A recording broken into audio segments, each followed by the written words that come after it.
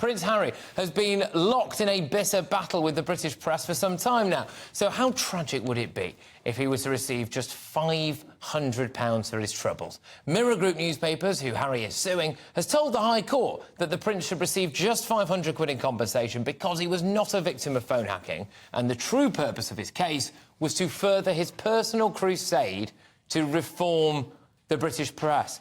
I think it's interesting, actually, really, that, because if they're saying that £500 should be paid, I would have thought they'd just hold out and hope that he ends up having to pay their legal costs. But joining me now is royal commentator Michael Cole. Michael, thank you very much. So, £500 for Prince Harry. I mean, I wonder if he'll donate some of that to charity.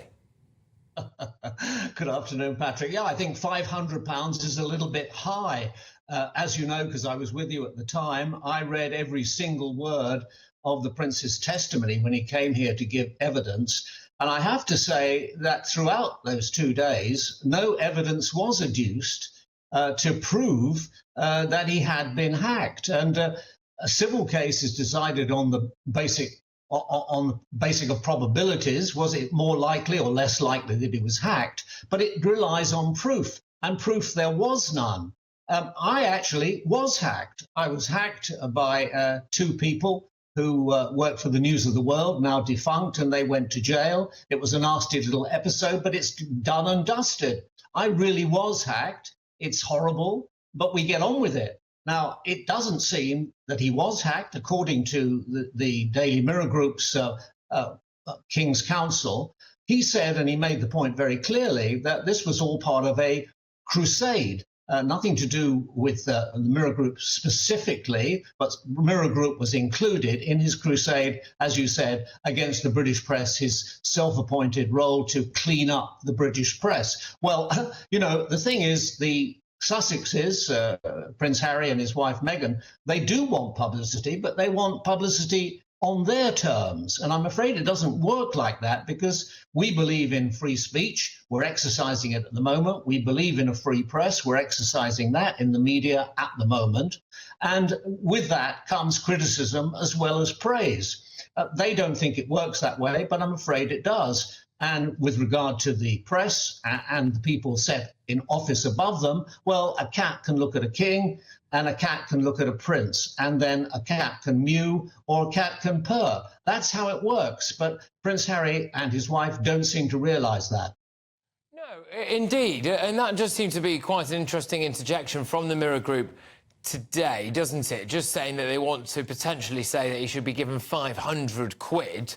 And they've highlighted, I think, the idea that it's his personal crusade for fame and publicity, as opposed to, as you've just said there, the burden of proof. How do you think Harry will react to that, though? Because would any sum of money not be considered a win for Harry?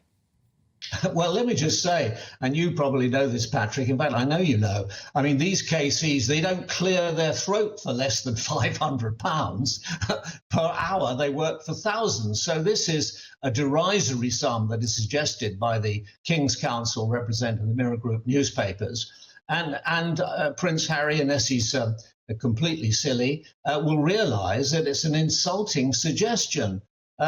It all depends on proof. You can't do anything without proof, and I'm quite sure the judge will be bending over backwards to make sure that Prince Harry and the other co-respondents who are complaining about being hacked and other injustices, they get a fair go. But you can't do it unless there's proof. The judge is now going to reserve his judgment at the end of the week, and he'll write his judgment, and we'll hear it in due course. But I would be extremely surprised if it is a stunning victory for the California team. I mean, I would be absolutely surprised as well. We'll have to wait and see, of course, what the other claimants managed to receive, if anything whatsoever. But it is just more misery on top of more misery on top of more misery for Harry and Meghan, isn't it? We've had the Spotify issue. That Dior branding appears to have not come to anything as well, despite the fact that Harry rather unsubtly was dressed up, I can only imagine, by Meghan in Dior clothing for his father's coronation. you can't really catch a break. I mean, even that talk of Meghan Markle not actually doing the interviewing herself for some of her podcast series. They've been called grifters recently. And there's an interesting piece today, actually, by Alison Pearson in The Telegraph, saying that maybe Americans are now seeing them for actually what they are, which is just kind of very entitled, work-shy individuals with not a lot of talent. Well, I think that's right. The guy from the podcast, he said, guess what? It turns out she isn't very good as an audio journalist. And of course, the man who worked for the other people who dropped them called them grifters. This is a wonderful American slang term. It means a con artist, exactly. But, you know, the thing about America is that they always want the next thing. They want to know what's new. This is the home of nostalgia. This is where the old stars come over here, the Hasselhoffs and the Fonzes and people like that, and appear in pantomime. America always wants something new. So the Sussexes are like a shark going through the water. They've got to keep going forward in order to survive. And it's a very, very expensive lifestyle they've got there. They've got round-the-clock security. Can you imagine 3 shifts of burly men all day long, every day, 365 days of the year? How much is that going to cost? You can burn through a few millions very quickly. And, of course, their security no longer is paid for by the British taxpayer. No. So that's a very big expense. Of course, it's coming home to roost. The thing is, there's got to be talent. They've got to offer something new. The Americans are saying, so what? You know, ho-hum. We've heard all this before. What's Harry got to say? Only bad stuff about his family. This is it. What else is there?